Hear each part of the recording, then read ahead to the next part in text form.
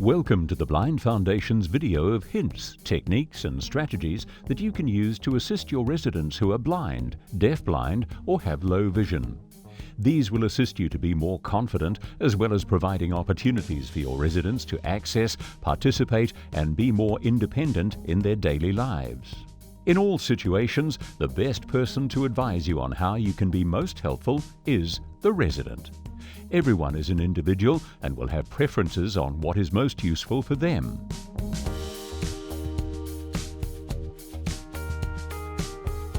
The following are some of the common causes of vision loss for older persons. Macular degeneration, commonly referred to as MD, affects central vision that is used for seeing fine detail and color. A person with MD will usually notice that they have a blurred or distorted patch in the middle of their vision.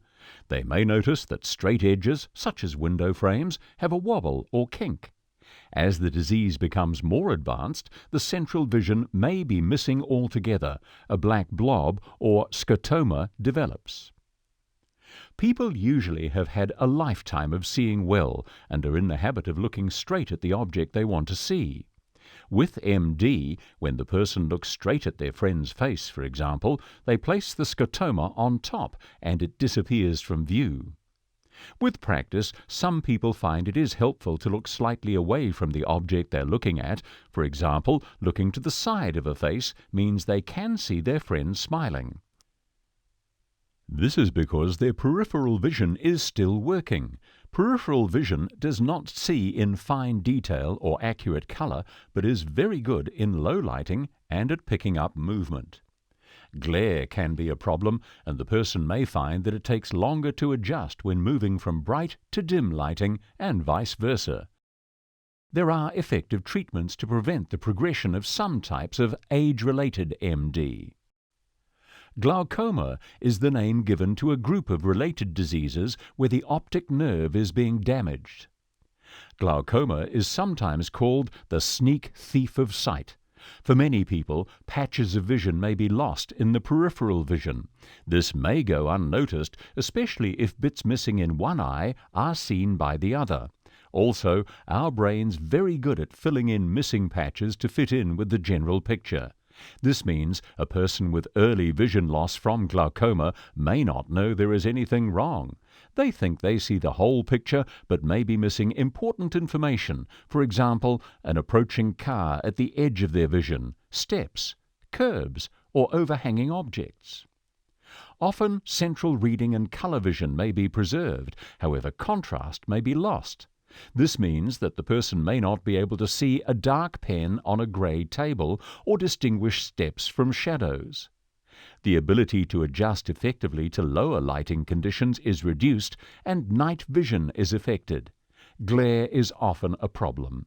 Most people with glaucoma will need to continue using eye drops for their whole lives. It is vital that the drops are used every day to prevent ongoing loss of vision. Diabetic retinopathy is caused by damage to your retina, the back of the eye, through diabetes. Diabetic eye disease can lead to blurred, patchy vision, which varies from day to day. Both fine detail central vision and peripheral vision may be reduced. The ability to adjust to changing lighting conditions can be affected. People with diabetes are also more at risk of developing cataracts and glaucoma. Having diabetes does not necessarily lead to sight loss. If caught early, diabetic eye disease is usually treatable with drug, laser, or surgical interventions. Its progress can also be slowed through interventions such as managing diet and blood pressure. If not identified and treated, it can lead to significant vision loss and even blindness. Cataracts are cloudy areas in the lens of the eye, and most cataracts are associated with getting older. The clear lens inside the eye gradually becomes misty. If a cataract develops so that it stops light entering the eye, it can usually be removed by surgery and a clear artificial lens placed inside the eye. Cataracts often cause blurriness and loss of fine detail. Glare is often very troublesome, even in early cataract, when a person can still see to read and drive a car. They may find that they cannot see well at dusk and need to stop driving at night due to lights appearing distorted or doubled. Retinitis pigmentosa, commonly referred to as RP, describes several different hereditary diseases. With RP, vision loss is caused by the breakdown and loss of cells in the retina. The different types of RP lead to different functional vision difficulties. Most commonly, at first there is trouble with seeing in low lighting. It can be hard for a person to explain to their family and friends that they manage well in the daytime, but cannot see to move around safely at night. Peripheral vision loss, with loss of contrast and night vision, often happens first, though some types of RP begin with reduction in central, fine detail vision. Glare may also be an issue. As with all types of vision impairment, people with RP often find that their useful vision varies depending on the environment, where they are, and what they're doing. Many people live with more than one eye condition, especially as they get older. Everyone's experience of vision loss is individual and can be affected by how they're feeling and their general health. Charles Bonnet syndrome is experienced by some people who have low vision. It involves the brain trying to make sense of what the person is seeing and can result in images that do not make sense for the person and can be frightening. Discussing the issue with a person who understands is important and can assist with understanding and managing these images. The Blind Foundation have a counseling service that our clients can be referred to. Guiding techniques. A person who has a vision loss may choose to get around an environment with the assistance of another person. This is called human guiding. In the standard technique, the person who has a vision loss takes your arm so you are slightly ahead and not pushing or pulling on their arm or shoulder from behind. To make contact, touch their hand or forearm with the back of your hand so they can find your arm. They will slide their hand up your arm and establish a grip just above your elbow. Their upper arm should be positioned close to the side of their body and they are one step behind you. Hi Mary, how are you? It's Nicola here, the Village Lifestyle Assistant. Should I help you to the van for your shopping trip today? Yes, please. We're off to the shops. Yes. Ray, how was your morning? Very good. When approaching someone to offer assistance, always introduce yourself and, if relevant, identify your role. For a person who has hearing and vision loss, approach from a direction they will see you best. They may not hear you, so you may need to gently touch their arm. If they hear better on one side, guide on that side. There are times when you may need to turn around and go in the opposite direction. To do this, you come to a stop and turn around the person you are guiding so that they pivot on the same spot. This helps them in maintaining their orientation. When approaching a seat, let the person know which way it is facing, the type of seat it is, for example, a sofa, whether it has arms, how high it is, if it's at a table, and if there are other people seated. If you are approaching from behind or from the side of the seat, guide the traveller to the back of the chair and place your guide hand on the back of the chair. If you are approaching a seat from the front, guide the traveller to just in front of the seat and let them know it is directly in front. In all situations, if the resident requires support to be seated, follow the procedures of your facility. When walking towards a vehicle, explain which way it is facing and which door you are leading them to. If they are able to enter the vehicle independently and do not require support, you can guide them to the door handle and let them enter by themselves. For large vehicles, with steps and rails, ensure the person knows where these are. Never leave anyone you are guiding in an open space, as this can be disorienting and affect their balance. Always explain if other people are already at the activity so they know who's there. For activities, it is useful to do a round of names before starting. If assistance is needed to locate objects, place the hand of your guiding arm onto the object and the person will either use their grip hand or free hand to move down your arm and locate the object. If the resident requires additional support, the guiding technique can be modified with the resident looping their arm around your guiding arm and over the forearm. This will bring you closer together, but as your walking pace is slower, it is usually not an issue. If the resident uses a support cane, guide them on the opposite side to the cane. If the resident uses a walking frame, there are 2 recommended techniques. In reverse guiding, the guide takes the resident's arm in a gentle grasp at the elbow and takes care not to push the person forward. Hi Audrey, it's Nicola here, the Village Lifestyle Assistant. I'm just going to take the back of your arm and we can walk to lunch. Okay. Is that all right? Yes, that's lovely. Thank you. How are you today? I'm fine. It's a lovely day. Alternatively, you can guide from the side next to the frame using verbal directions and, as required, gently guide the walking frame by grasping the front corner, such as to change directions or stop forward movement. It is important that you do not pull the frame, but let the resident move at their pace. So we're just going to go round the corner. And on our left-hand side is a trolley full of towels, so we'll just go straight ahead. Make sure we don't run into that.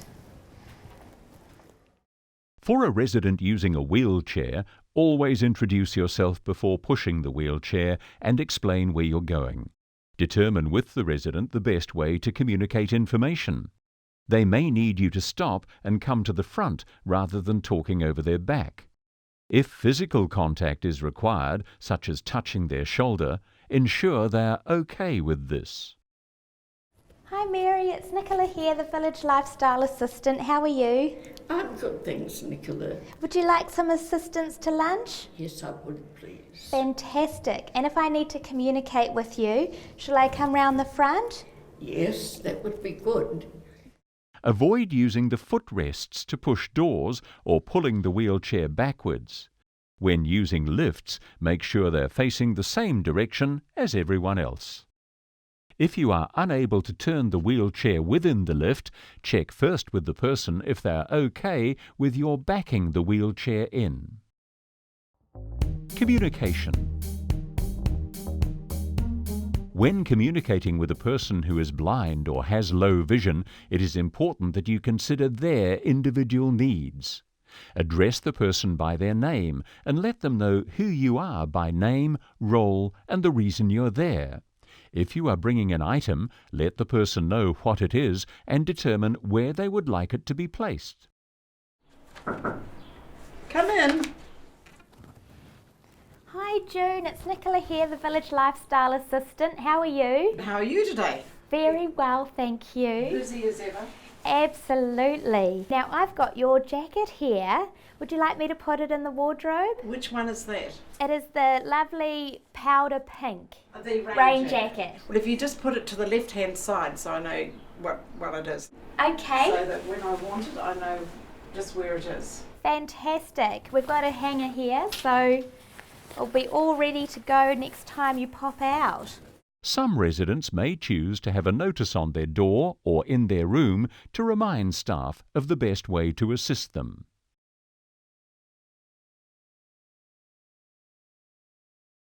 When giving directions, be clear and descriptive, i.e., the chair is on your immediate right, and at meal times describe the layout of food on the plate. Hi Jenny. So for lunch today we've got roast chicken and vegetables. So at the top of your plate at 12 o'clock there's some carrot, at 9 o'clock some mashed potato, at 3 o'clock some roast chicken, at 4 o'clock the stuffing, and then at 7 o'clock some peas, and then just up to the right of your plate is your cup of tea. People who are deafblind have a combination of vision and hearing impairment. This is a unique impairment that has an impact on many parts of their life, particularly communication, getting around, and accessing information. Communication techniques include speech, signing, reading or writing, braille, and deaf-blind manual alphabet.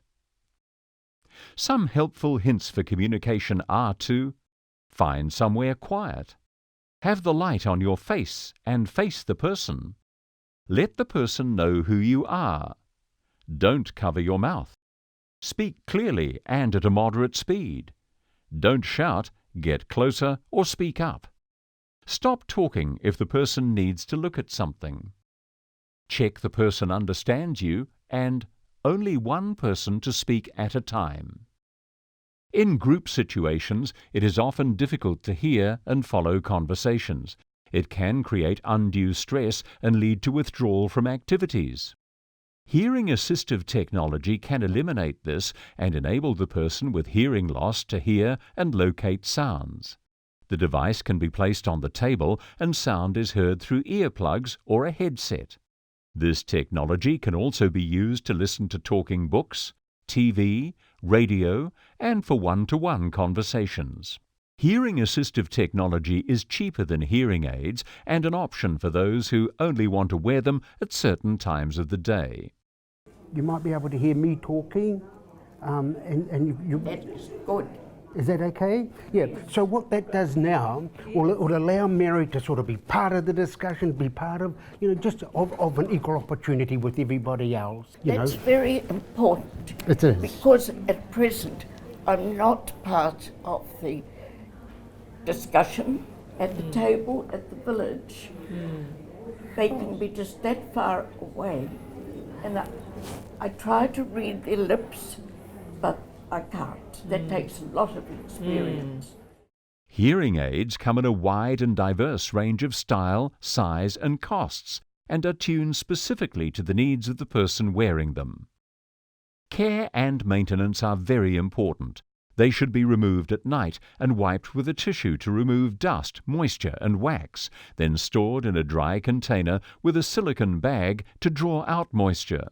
At least once a week, wax should be removed from the ear mold and tubing using the wire loop. Once a month, the battery compartment should be gently cleaned with the brush.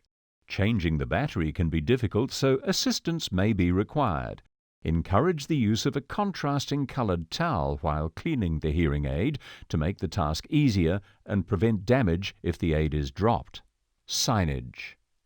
The way written information is presented is important, as some colours are not visible with certain eye conditions. The best colour contrast is black and white. Other recommendations include contrasting print to the background, avoid shine and glare, use a plain background, individual notices should be the right size for the person, use a plain font, for example, Arial, avoid italics and underlining, avoid capitalizing all letters, left justify, avoid center alignment, never explain using illustrations only. Avoid creating visual clutter on notice boards. This makes it difficult to identify the information required. Environmental considerations. Those who are blind or who have low vision rely on sensory and tactile information. Logical and consistent design assists with orientation and mobility. Clues such as the sound of the receptionist, fountains, and odours from the kitchen can inform a person where they are in the environment. Vision loss is a contributing factor for falls. This is due to reduced depth perception, reduced contrast sensitivity, distorted lines, and for some, loss of peripheral vision that is used for mobility. In design, optimize the use of lighting, size, and contrast, minimize complexity, and manage glare. Furniture and other objects should be placed where they will not be a hazard for those unable to visually or tactually detect them. Recesses in corridors are useful for storage and placement of displays and tables. Outdoors, plant choices should consider future growth and potential to drop items onto the path. It is important that if items indoors or outdoors are moved from a place known to the person who has a vision impairment, that these be put back. It is both frustrating and unsafe if they're not where they're expected. Lobby areas should have contrasting coloured seating that is easy for those with restricted mobility to use. Armrests assist with seating and standing. External seating adjacent to entrances offers a waiting area and resting space. Doors should be left either fully opened or closed. Partially opened doors are the most common cause of indoor bumps. Footpaths and roadways should be separated by detectable curbs or other physical features. Zebra crossings should be installed where pedestrians are required to cross roadways to reach destinations. Lighting. As we age, we require more lighting and take longer to adjust to sudden changes in levels, bright to dim and vice versa.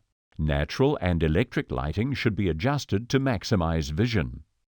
Lighting should be even throughout a facility and shadows avoided. Dimming switches give greater options for an individual. Natural lighting from windows is important and can have a positive impact on well-being. Keeping windows clean and unobstructed with plantings, furniture, or items on the sills can make a difference. Furniture should be positioned so daylight shines over the shoulder of the resident. Glare from windows can be managed with adjustable blinds and from the lighting source through the use of diffusers and placement. The source of the light should not be visible. Some people wear sunglasses indoors to manage glare, and it is important that these do not reduce their vision further.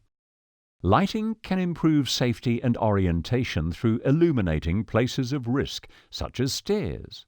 High illuminance on the landings and lighting positioned to improve the contrast between stair rises and treads improves visibility.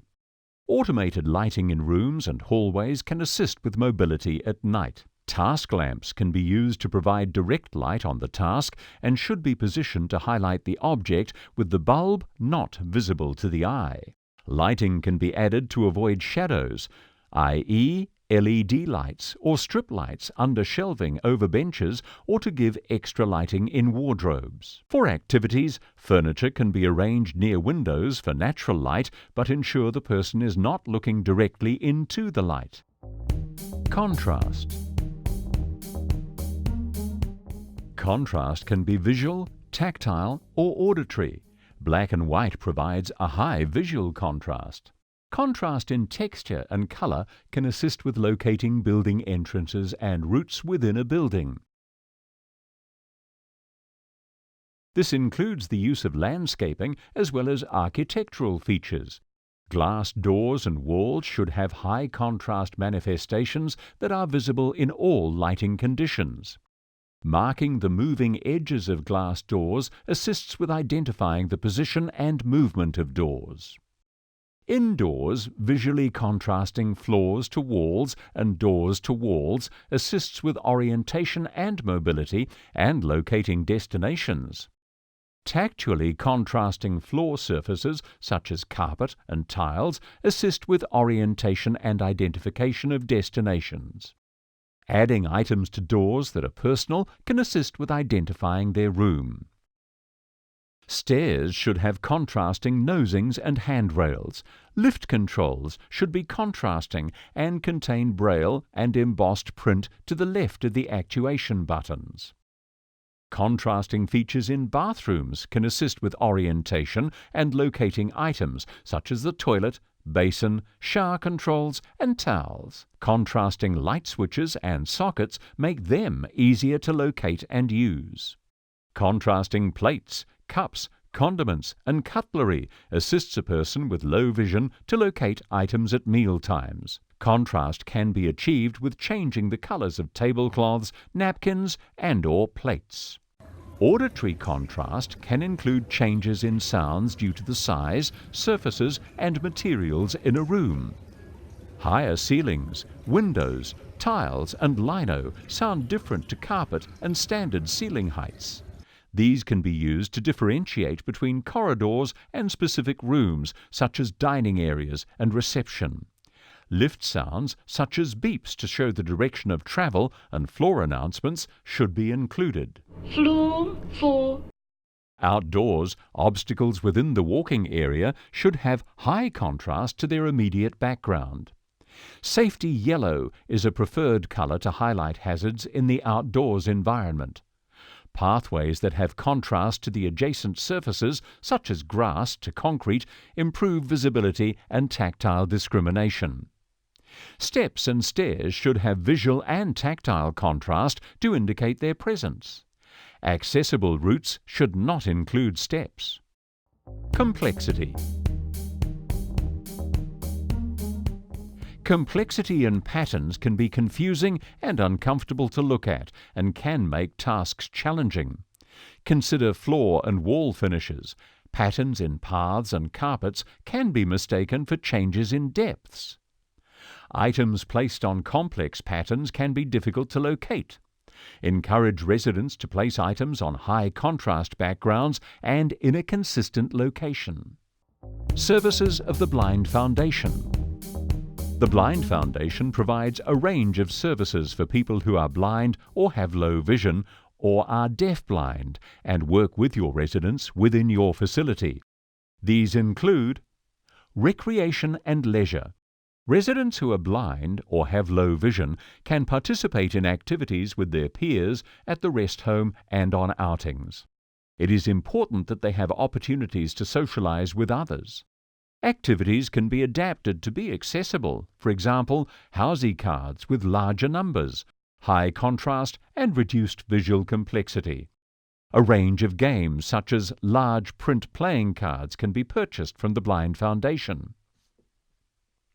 For indoor bowls, the standard equipment is used, and additional items such as a footmat, contrasting coloured bowls, and a coach's marker stick may be used.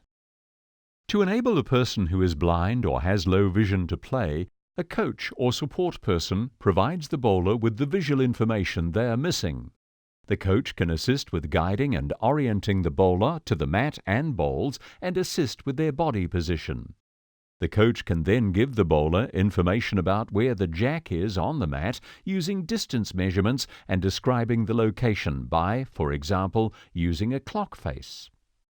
A coach's marker stick may be used if the person is able to see it and requires more visual assistance to know where they should be aiming for the biases in the ball to curve back in towards the jack. The coach also provides feedback and information on direction and strength required for each bowl, as well as placement of other bowls.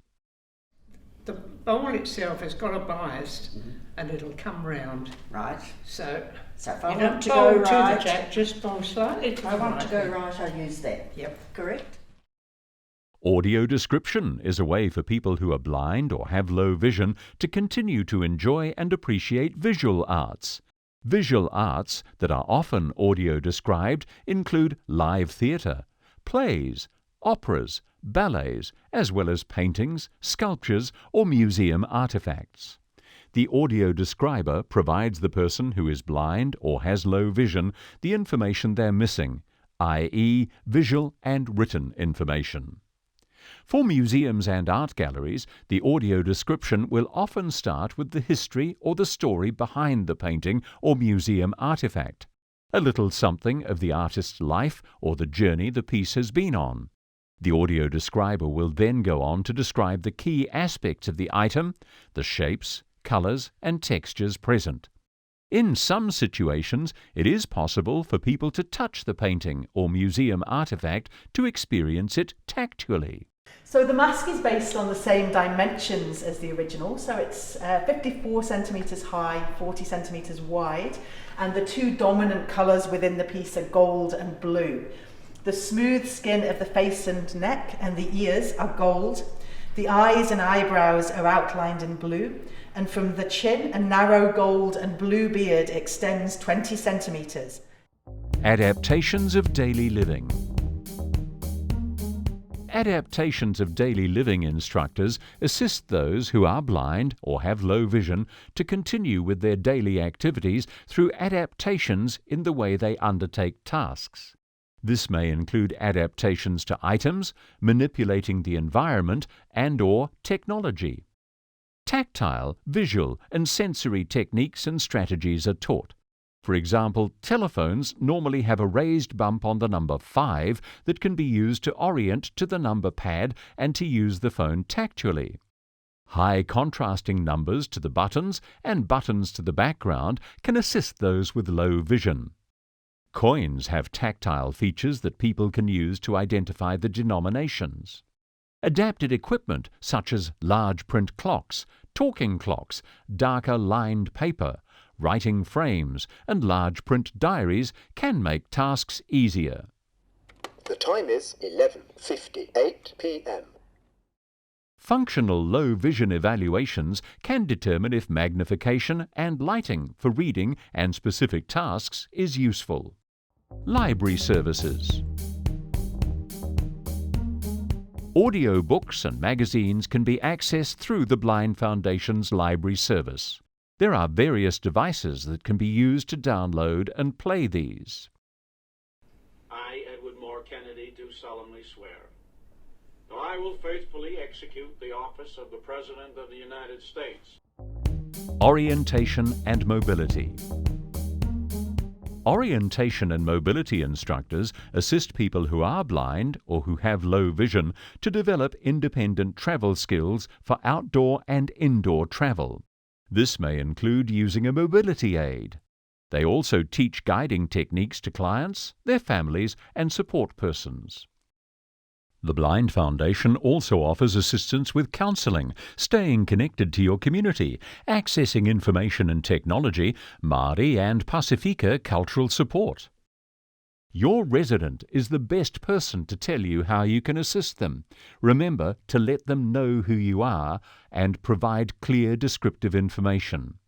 Look out for signs of vision and hearing difficulties and encourage regular checks. Keep layouts safe and familiar. Use the correct guiding techniques and assist residents to keep their glasses and hearing aids clean and working. For further information and advice, contact the Blind Foundation on 0800 243333 or email info@blindfoundation.org.nz.